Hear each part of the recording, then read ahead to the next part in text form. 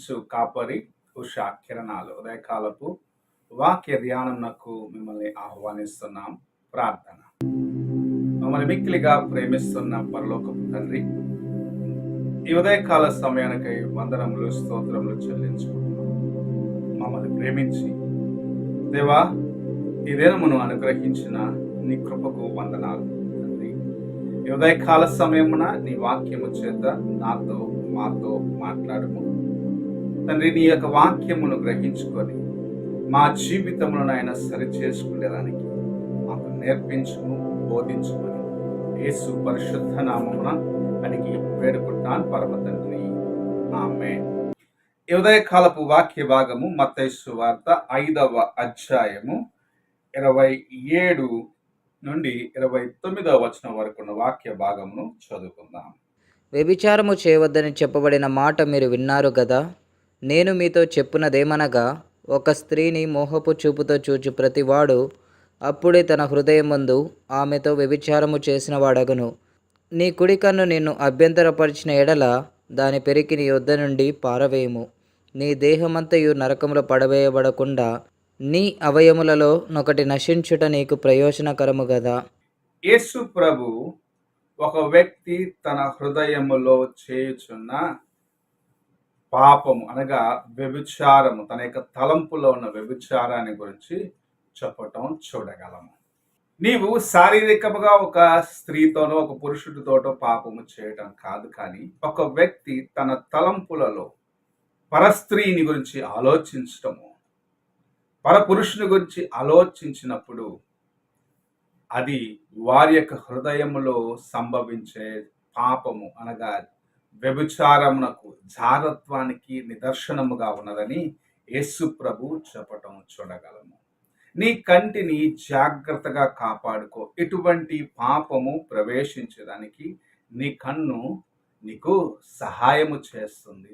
నీ తలంపులను నీవు అదుపులో పెట్టుకోమని ప్రభు చాలా జాగ్రత్తగా చెప్పటం చూడగలము. ఒక వ్యక్తి తన యొక్క నేత్రాశను అదుపులో పెట్టుకొనలేకపోతే, తన యొక్క శరీర ఆశలను అదుపులో పెట్టుకొనలేకపోతే, తాను ఎంత గొప్పవాడైనప్పటికీ సరే తన జీవితము వ్యర్థమైపోతుంది. తాను ఎంత ఉన్నతమైన మెట్టుకు హెచ్చించబడినప్పటికీ తన ప్రవర్తన, తన యొక్క అంతరంగం పరిశుద్ధముగా లేకపోతే, తన యొక్క జీవితము పరిశుద్ధముగా కాపాడుకునేదానికి అతడు ప్రయాసపడకపోతే తన యొక్క జీవితము ఒక మాదిరి లేని జీవితం అని ప్రభు హెచ్చరిస్తూ ఉన్నాడు. మనకు పరిశుద్ధ గ్రంథంలో సంసోను లాంటి ఒక న్యాయాధిపతి ఉన్నాడు. దేవుని చేత ఎన్నుకొని నాజీరు చేయబడిన ఒక గొప్ప న్యాయాధిపతి. న్యాయాధిపతులలో 12వ వ్యక్తిగా ఆయన ఉండటం మనము చూడగలం. ఆయన దేవుని చేత ఎన్నుకొనబడిన వ్యక్తే.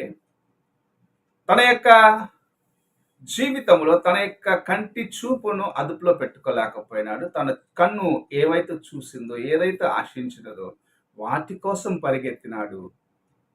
అనేకమైన శోధనలకు గురి అయి చివరికి తన నేత్రములను పోగొట్టుకున్నాడు. తాను పొందిన అభిషేకమును పోగొట్టుకున్నాడు. దేవుని సన్నిధికి వెళ్ళి, ఒక్క తరుణము నాకు ఇవ్వు, నా శత్రువుల పైన నేను జయము పొందేదాన్ని కానీ ఎంతో విలపించవలసిన వాడిగా మారిపోయినాడు. నీ జీవితంలో కూడా నీ కంటిని నీవు అదుపులో పెట్టుకోలేకపోతే, చూసిన వాటన్నిటిలో నీ కన్ను ఆకర్షించబడి, నీ యొక్క హృదయము ఆ యొక్క ఆశలతో నింపబడి అవి పాపముగా నీలో పుట్టి నీలోనే అవి పెరిగినట్లయితే నీ జీవితము వ్యర్థమైపోతుంది. అందుకే ప్రభు నిన్ను నీవు జాగ్రత్తగా కాపాడుకోవాలని ఆశించి నీ నేత్రములు చూసిన వాటిని నీవు ఇచ్చించినప్పుడు, ఇచ్చతో ఒక వ్యక్తిని నీవు చూసినప్పుడు అది నీ జీవితమునకు పాపముగా మారిపోతుందని ప్రభు చాలా తేటగా ఈ ఉదయకాల సమయంలో హెచ్చరిస్తూ ఉన్నాడు. నీవు నీ కంటిని అదుపులో పెట్టుకునే దానికి దేవుని సన్నిధికి వెళ్ళాలి. నీవు చూసే కార్యములు నీ మనస్సులో నిన్ను పాపమునకు ఆకర్షించుకున్నట్లుగా నిన్ను నీవు పరిశుద్ధముగా కాపాడుకోవాలి. ఒక వ్యక్తి పాపము చేయడానికి ఒక్కసారి చూడటం కాదు, కొన్నిసార్లు మనం వెళ్తున్న మార్గంలో మనకు తెలియకుండా కొన్ని కార్యములు మనం చూడవలసి వస్తుంది. అది చాలా అసభ్యముగా ఉంటది. కన్నులు తిప్పుకొని వెళ్ళిపోయి అది మన హృదయములో నిలబడకుండా జాగ్రత్తగా ఉన్నట్లయితే మనము దేవుని యొక్క కృపను సంపాదించుకున్నవారు. నీవు దేవుని యొక్క కృప చేత నడిపించబడినవారు. అయితే మరలా మరలా ఆ దృశ్యాన్ని చూడాలి, మరలా మరలా ఆ కార్యం గురించి తెలుసుకోవాలని నీలో ఆశ పుట్టినప్పుడు అది నీలో పాపమునకు స్థలం ఇస్తూ ఉంది. ఈ ఉదయకాలమున అలాంటి మనస్సు నీలో లేకుండగా, అనగా అలాంటి తలంపులతో నీవు నింపబడకుండగా, నిన్ను నీవు జాగ్రత్తగా కాపాడుకునేదానికి ప్రభు నీతో మాట్లాడుచూ ఉన్నాడు. నీ ప్రవర్తన జాగ్రత్తగా చూసుకో. నీ యొక్క కంటి దృష్టిని చాలా జాగ్రత్తగా చూసుకో.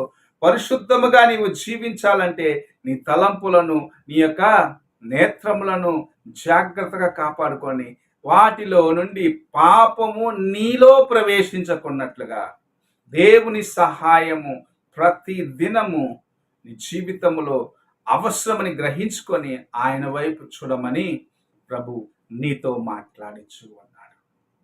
నీవు ఎలాగూ జీవిస్తూ ఉన్నావు, ఎలాగూ శోధించబడుచు ఉన్నావు, శోధించబడినప్పుడు నీవు ఎలాగూ ఆ శోధనలో జయించేదానికి ప్రయాసపడుతున్నావని ప్రభు నిన్ను ప్రశ్నిస్తావు. దేవుని యొక్క వాక్యము నీకు తోడుగా ఉంటే, దేవుని యొక్క వాక్యము నీకు సహాయముగా ఉంటే శోధన సమయములో నీవు తప్పించబడతావు. శోధన వచ్చినప్పుడు షడ్రకు, మేషకు, అబేద్నెగోలు, దానియేలు లాంటి వారు దేవునికి భయపడ్డ వారిగా, దేవుని యొక్క వాక్యము చేత తాము నింపుకున్న వారిగా ఉన్నదాన్ని బట్టి శోధనను జయించినారు. యోసేపు దేవుని యొక్క వాక్యం తన హృదయంలో ఉన్నది, నా దేవునికి విరోధముగా ఈ కార్యం నేను ఎలా చేయగలను అనుకున్నాడు.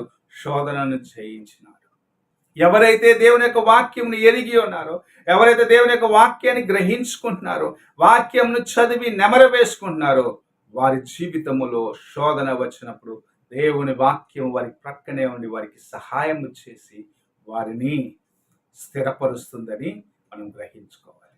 నీవు దేవుని యొక్క వాక్యమును నీ హృదయంలో భద్రపరుచుకున్నట్లయితే నీ కంటి ద్వారాగా, నీ యొక్క తలంపుల ద్వారాగా నీలో ప్రవేశించే పాపము, అది ఎలాంటి పాపమైనను సరే, నీలో అది క్రియ చేయకున్నట్లుగా ప్రభు తన కృపనిచ్చి నిన్ను కాయగలడని దేవుని యొక్క వాక్యం నీతో మాట్లాడుచూడని.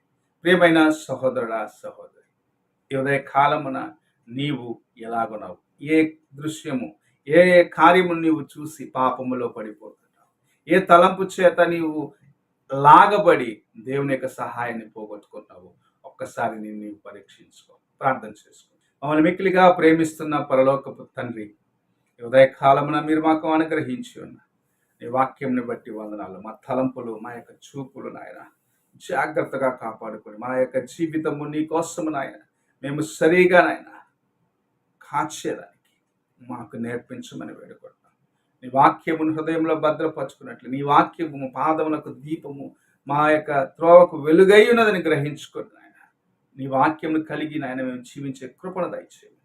నీ వైపు చూసి ముందుకు నడిచేదానికి మాకు సహాయము చేయమని, ఎటువంటి పాప కార్యమును చూసి దేవా మేము ఆకర్షించబడకుండా, ఎటువంటి పాప కార్యమును చూసి వాటి చేత ఆకర్షించబడే జీవితము నుండి మమ్మల్ని తప్పించి పాపమును, లోకమును గ్రహించుకొని నాయన వాటికి దూరముగా ఉండేదానికి సహాయము చేయమని యేసు పరిశుద్ధ నామమున అడిగి వేడుకుంటున్నాను పరమ తండ్రి, ఆమేన్. తండ్రి అయిన దేవుని ప్రేమ, కుమారుడైన క్రీస్తు కృప, ఆదరణకర్తైన పరిశుద్ధాత్మక సహవాసము ఇప్పుడు ఎల్లప్పుడూ తోడై ఉండి సదాకాలము నడిపించునుగాక.